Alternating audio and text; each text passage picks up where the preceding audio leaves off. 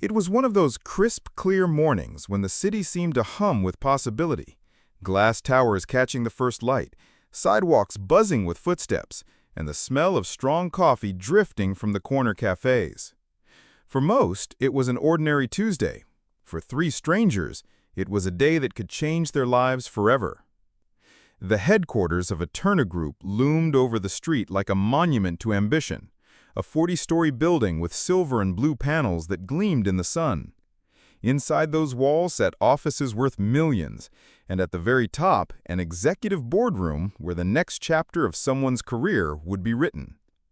But on the sidewalk, just outside, no one seemed to notice the lone woman leaning against a marble column near the entrance.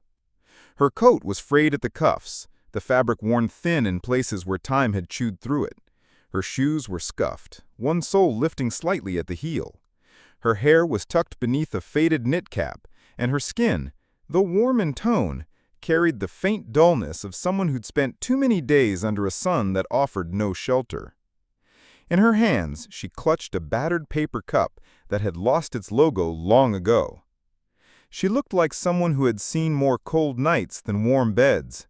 But her eyes, they were calm, watchful, measuring. Because this woman, though no one could have guessed, was not what she appeared. Her name was Vanessa Grant, and she was the founder and CEO of Eterna Group, a self-made billionaire who had clawed her way up from nothing. Today, she had put aside the designer suits, the chauffeur-driven car, the flawless hair and makeup. Instead, she had dressed in the part society often looks past, the invisible. And she was here to test something no resume could show. The interviews were scheduled to start at 9 sharp. 3 candidates, 1 position. The general manager role for one of Eterna's newest ventures. The pay was 6 figures, the influence unmatched. Every one of them wanted it badly. But Vanessa wanted something else, to see who they were when no one was watching. The first to arrive was impossible to miss. He stepped out of a black sedan, the driver holding the door for him. His suit was clearly tailored, hugging his frame like it had been cut from silk just for him. The tie, deep navy with a subtle silver thread, screamed money, and the watch on his wrist cost more than most people's annual rent. His hair was slicked back to perfection, his posture radiating self-importance. Vanessa pushed herself off the wall, making her voice soft, almost hesitant. "Excuse me, sir.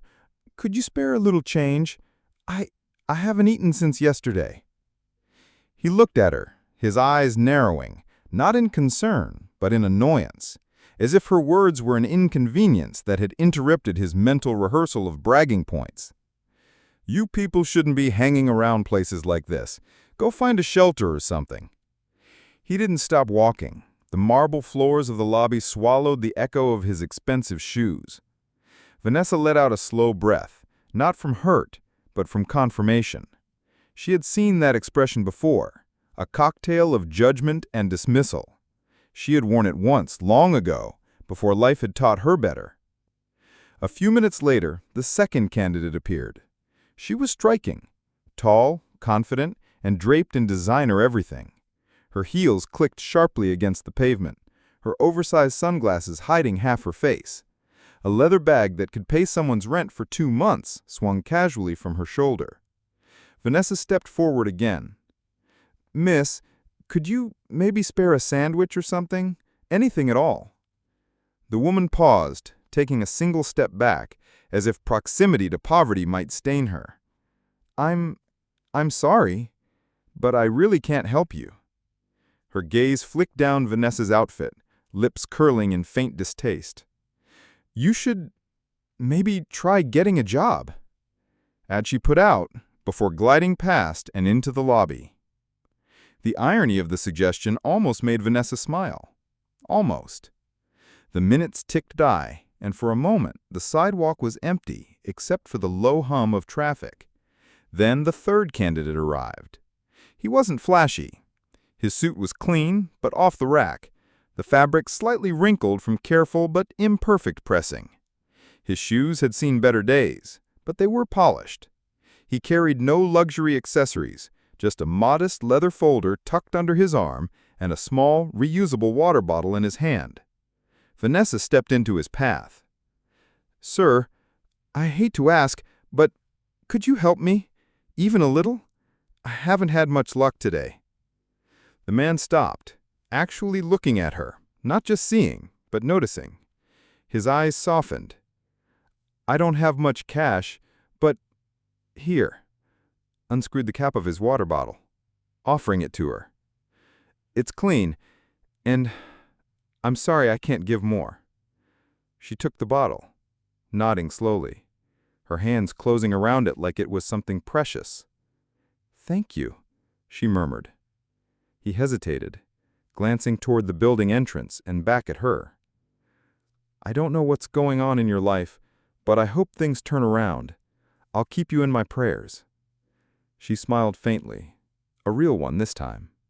"Thank you," she said again, before stepping back and letting him pass. He walked into the building without knowing that a pair of watchful eyes followed him all the way inside. Vanessa waited until the lobby had swallowed him too. Then, without hurry, she slipped into a side entrance, disappearing into the private elevator that led directly to her office. When she stepped out again, the transformation was complete. Gone were the worn clothes and knit cap. Now, she wore a charcoal gray power suit that fit like it had been crafted in another world entirely. Her hair framed her face in sleek waves, her heels clicked with authority, and the air around her seemed to hum with unspoken command. By the time she entered the executive boardroom, the candidates were already seated outside, waiting to be called in. She didn't rush. Some lessons deserved to be delivered slowly. Inside the boardroom, the city skyline stretched beyond the glass like a painted backdrop. Vanessa stood at the head of the long oak table, fingertips resting lightly on the polished surface.